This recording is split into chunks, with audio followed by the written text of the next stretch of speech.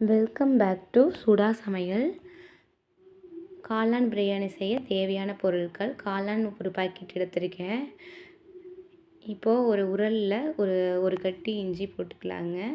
ஒரு இஞ்சி போட்டுக்கலாம். ஒரு கட்டி பூண்டு போட்டு நல்லா தட்டி எடுத்துக்கலாங்க மைய. இப்போ வந்து பார்த்திங்கன்னா ஒரு ஸ்பூன் மிளகாய் தூள் ஆட் பண்ணிக்கலாங்க. அதையும் சேர்த்து நல்லா தட்டிக்கலாங்க. இப்போ சோம்பு கசகசா இருக்குது இல்லைங்களா, அதை ஆட் பண்ணிக்கலாங்க. அதை ஆட் பண்ணி நல்லா தட்டி எடுத்துக்கலாம். இப்போ தட்டி எடுத்துகிட்டு கையில் காமிக்கிறேன் பாருங்கள். இந்த மாதிரி தட்டி எடுத்துக்கோங்க. ஒரு சின்ன வெங்காயம் இருக்குதுங்களா, அது ஒரு 10 வெங்காயம் போட்டு நல்லா தட்டி இந்த மாதிரி 1 2 தட்டி எடுத்துக்கோங்க. இப்போ ஒரு வானொலி வச்சுக்கலாங்க. அதில் வந்து எண்ணெய் ஊற்றி கடுகு கடலப்பருப்பு போட்டுக்கலாங்க.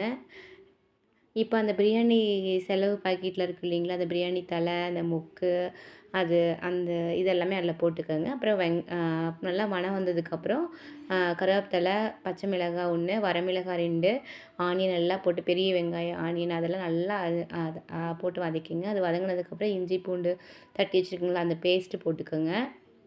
அதை போட்டு நல்லா இது பண்ணி விட்டுக்கோங்க. இப்போ வெங்காயம் 1 2 தட்டி வச்சுருக்கேன் இல்லைங்களா, அதையும் இதில் ஆட் பண்ணிக்கலாங்க.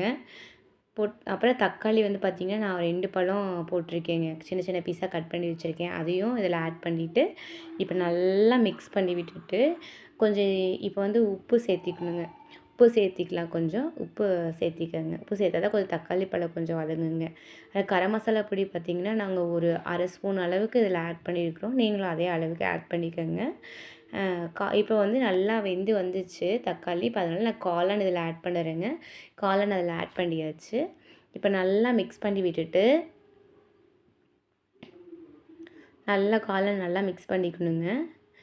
இப்போ நெய் கொஞ்சம் ஊற்றிக்கலாங்க. நான் ஒரு 2 ஸ்பூன் நெய் ஊற்றிருக்கேன். நெய் ஊற்றி நல்லா மிக்ஸ் பண்ணதுக்கப்புறம் இது வந்து 1 1/2 டம்ளர் அரிசிங்க. அந்த 1 1/2 டம்ளர் அரிசிக்கு 3 டம்ளர் தண்ணி இதில் வச்சுருக்குதுங்க. 3 1/2 டம்ளர் தண்ணி, 3 டம்ளர் இல்லை, 3 1/2 டம்ளர் தண்ணி வச்சுருக்கேங்க.